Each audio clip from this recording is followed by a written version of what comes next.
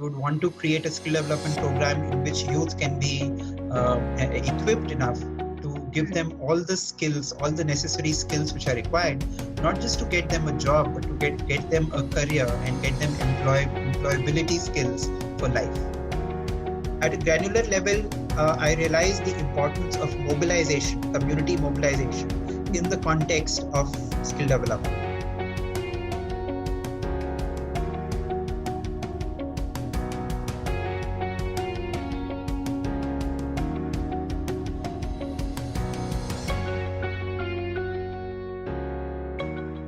Today we have with us Mr. Chetan Kapoor, COO of the Tech Mahindra Foundation. Mr. Kapoor has a long-standing experience in the education and skill development sectors. As an entrepreneur himself, he has founded 2 organizations that work in the education and social development domain.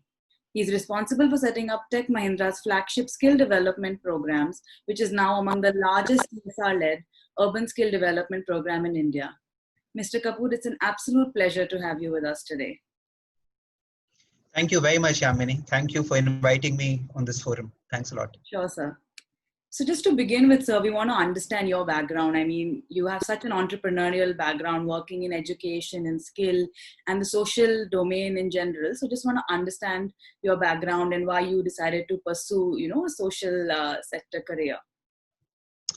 Okay, well, it's a long story, but to sort of cut it short, I started off by doing, an MBA from the Indian Institute of Foreign Trade. Yeah. So I passed out in the year 1995, spent a couple of years in the corporate sector, but then, fairly early on, I could see that my calling was probably somewhere else. And through just a series of, in hindsight, what can just be called coincidences, but, knowing that sometimes things are just destined.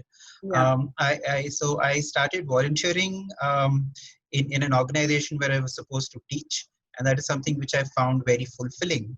And then over the next about 3-4 years, one thing led to the other, and I found myself working for this organization called Pratham. So Pratham India Education Initiative had been formed, which was basically a bunch of high-profile corporates sponsoring professionals to work for Pratham.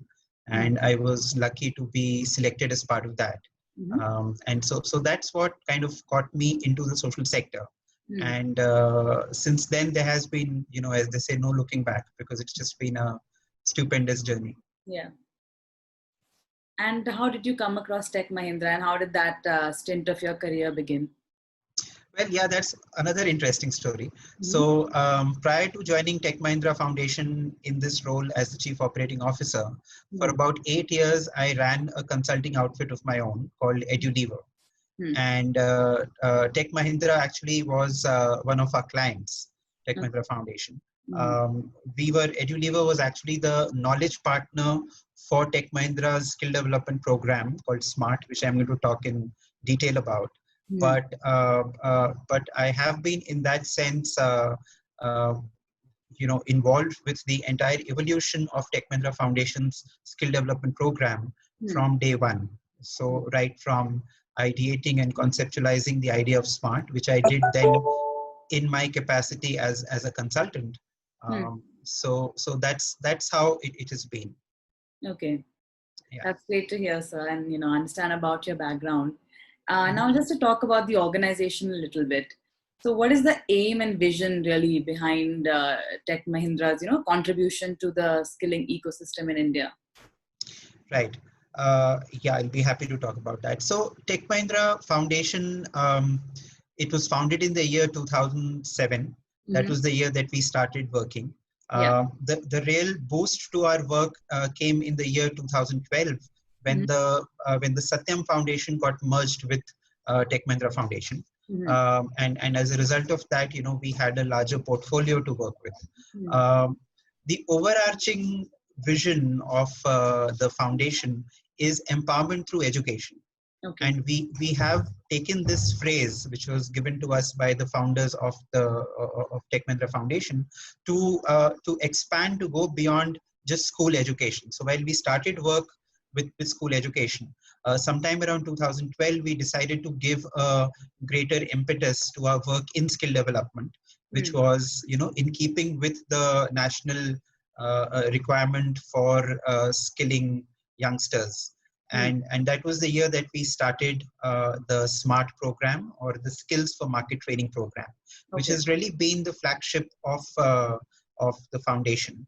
And taking the basic idea of empowerment through education forward, we went on to create a vision statement for SMART, which is essentially about creating a model skill development program for urban youth, for helping them, sort of find their potential, or maximize their potential in a career of their choice. So it's still a vision that we would want to create a skill development program in which youth can be equipped enough to give them all the skills, all the necessary skills which are required, not just to get them a job, but to get them a career and get them employability skills for life.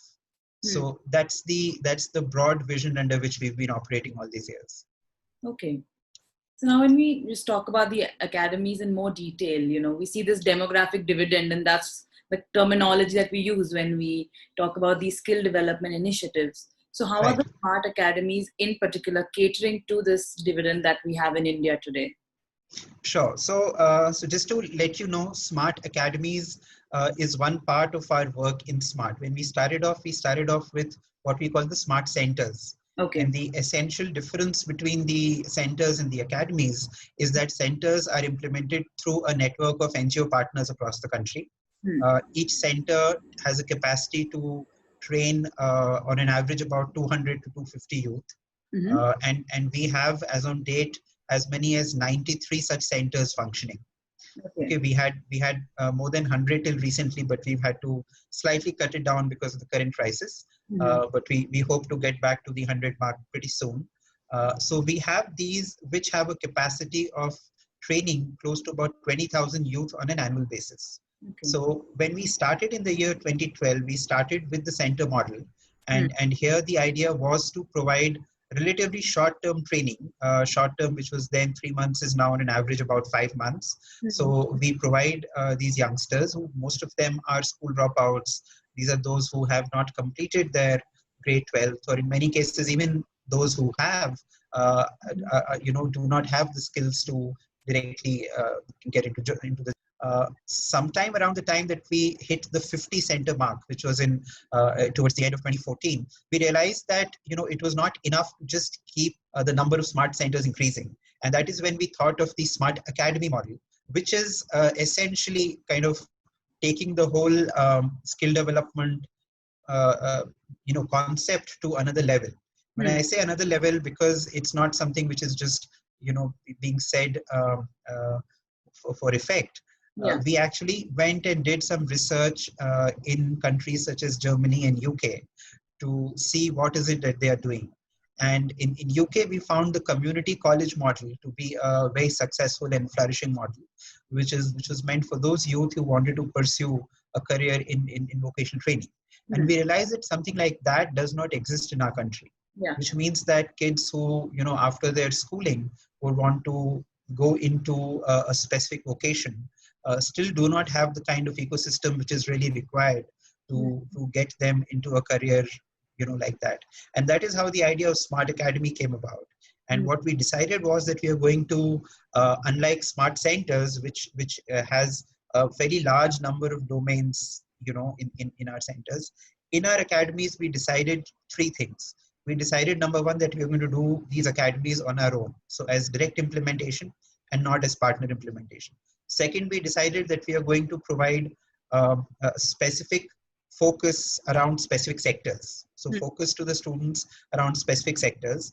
And, this was back in 2015-16. We decided on healthcare as being one of the most important sectors that we'll be working on. And, when I look back at that decision now, I realize that what a decision it was, because the need for working in healthcare, as we all know, is so huge. So healthcare has been a very, very important piece of our work under the academies. And the second domain that we picked up was digital technologies.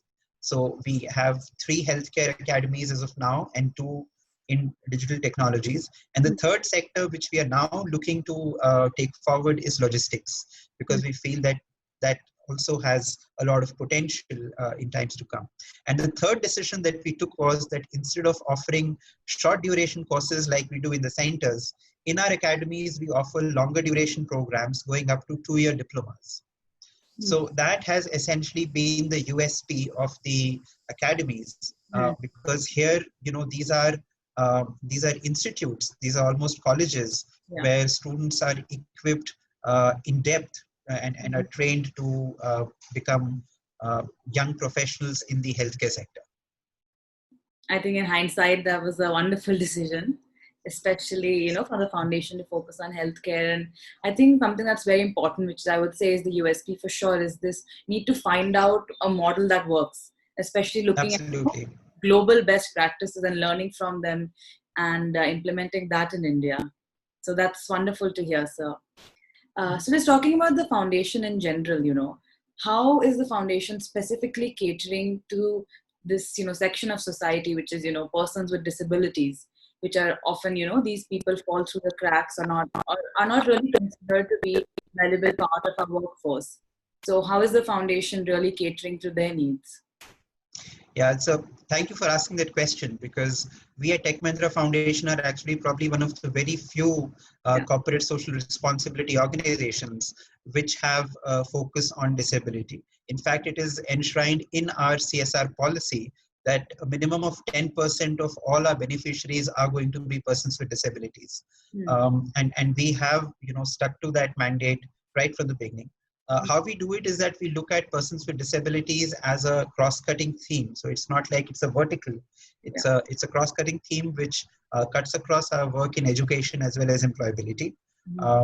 In employability, when we started the smart centers, soon after starting, I think our 8th or 9th smart center back in the year 2013 was especially for youngsters with disabilities. So we gave it the name of the Smart Plus program. So Smart Plus is actually a variant of Smart.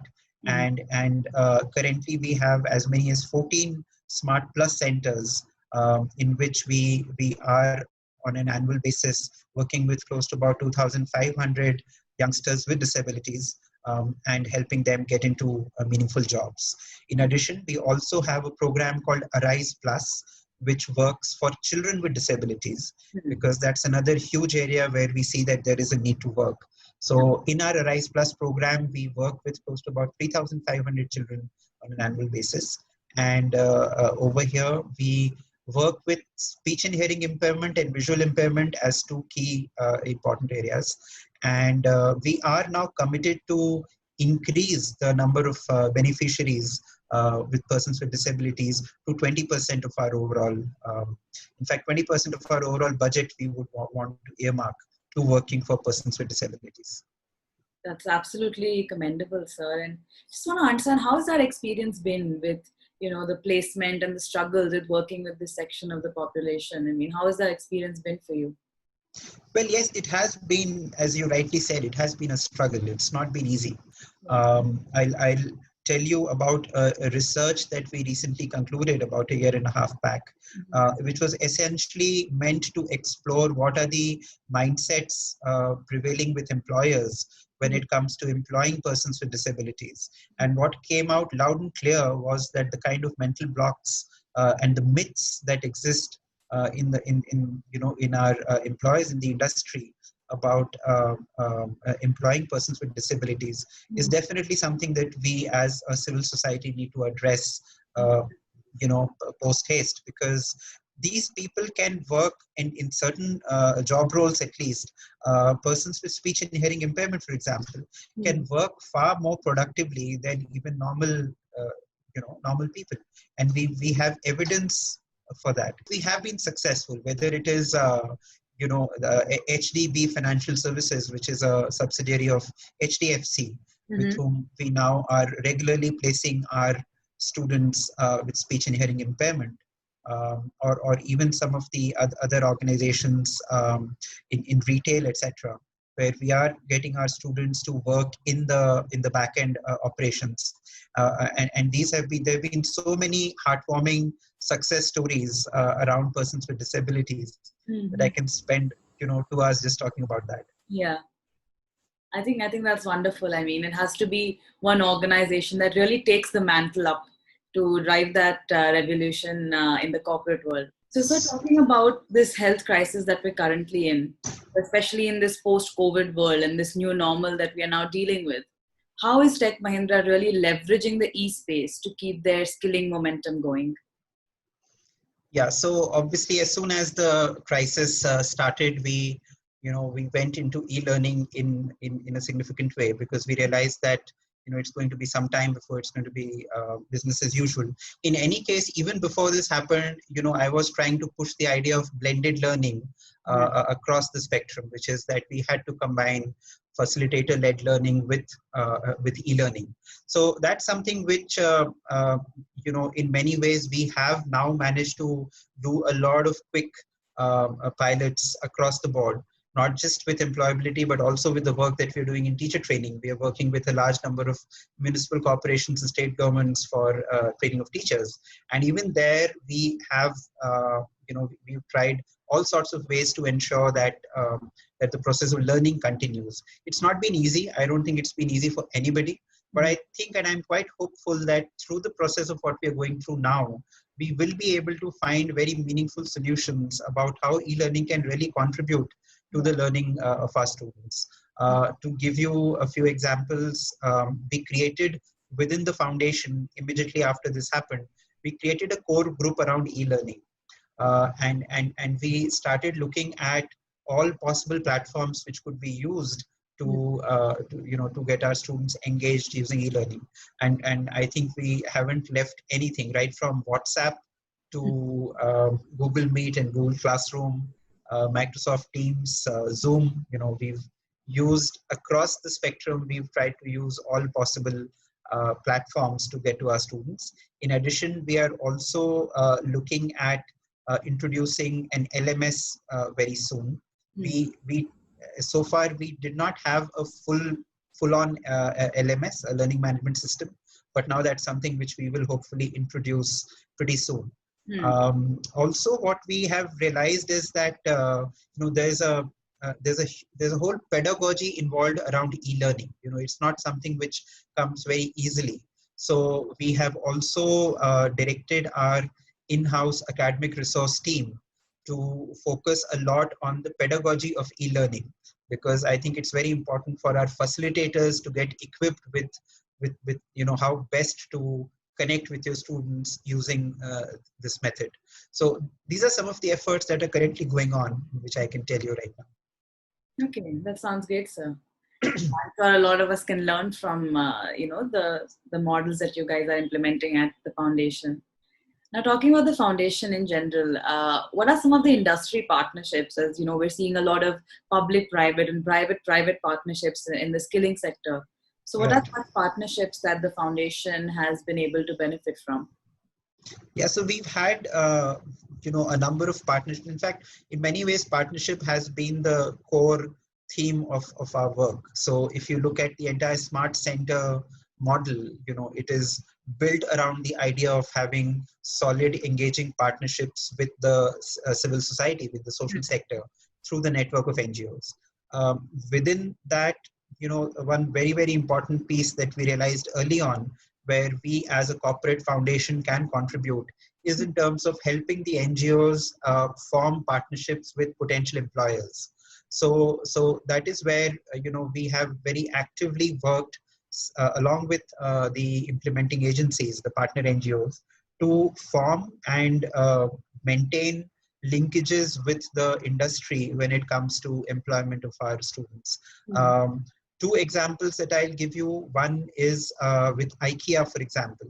So as you know, IKEA is one of the largest retail, and when it came to India, we had approached them even before they set up their first store in Hyderabad. And you'll be happy to know that as of now in the Hyderabad store, there are as many as about more than 100 of our smart students who are working in the Hyderabad store.